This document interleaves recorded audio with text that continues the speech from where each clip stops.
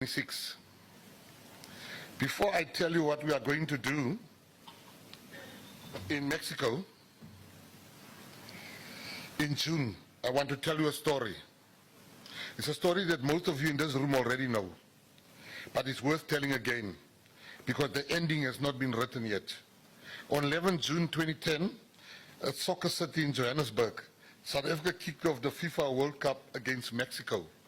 It was the opening match of the first World Cup ever hosted on African soil. In the 55th minute, Kagiso Dikakoi played the ball through to the Mexican defense, and Simpuya Tsabalala, Shaba as we know him, stuck a left-footed shot in the top right corner of the net. The goal was the first goal of the 2010 World Cup. It was scored by an African on African soil in front of an African crowd. And the sound of Soccer City that afternoon is something that those of us who were there and those of us who watch it on television will never forget. Rafael Marquez, the Mexican captain, equalized sadly in the 79th minute. The match ended 1-1 in the 91st minute.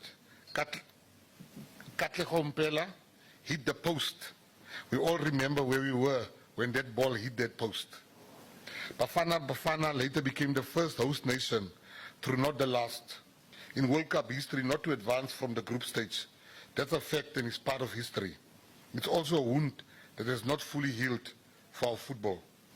But this is the part of the story I want you to hold on to. On 11 June 2026, exactly 16 years to the day after that match at Soccer City, Bafana will play Mexico again. This time it will be the opening match of the 2026 FIFA World Cup. And this time we will be the visitors in Mexico. The same two countries, the same opening feature, exactly 16 years later. That is not a coincidence that football gives you often. When history hands you a gift like that, you do something with it. Here is what we are doing with that gift.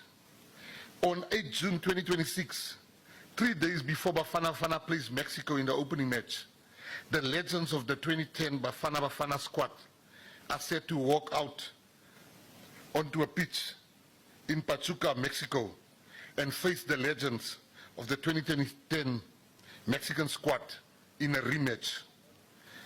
We were at the Department of Sport, Arts and Culture, SAFA, and the South African Masters and Legends Football Association have been working together to identify 20 of the players and team management under Gordon Ingerson from the 2010 squad. The playing kit will be secured by SAFA through its sponsor Adidas. The venue and match are being hosted in partnership with Pachuca, whose club Pachuca Los Tuzos is one of the most storied football clubs in Mexico. We are deeply grateful to Pachuca for the role they are playing in making this also possible. This is not a match happening next to the World Cup. This is a match happening because two football nations with a shared moment in history decided to honor that moment properly. So we will be paying as the government for our players that played in 2010 to go again and for a rematch, because that story is not finished. There's no winner between the two. So we need to set the record straight. So after that match, our legends will stay on. On 9 and 10 June, they will be conducting coaching clinics, sharing what they learned at the World Cup with young Mexican players and with South African diaspora footballers. On 11th June, they will be in the stadium as guests of the Minister of Sport, Arts and Culture and the Deputy Minister of Sport, Arts and Culture, and they'll be watching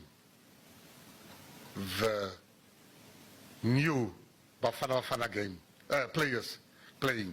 So government will be responsible for their flights, their accommodation, and their stay in Mexico, and the tickets available to our squad. And this is just to say thank you to them for the joy and to tell them we appreciate our legends and we shall not forget them.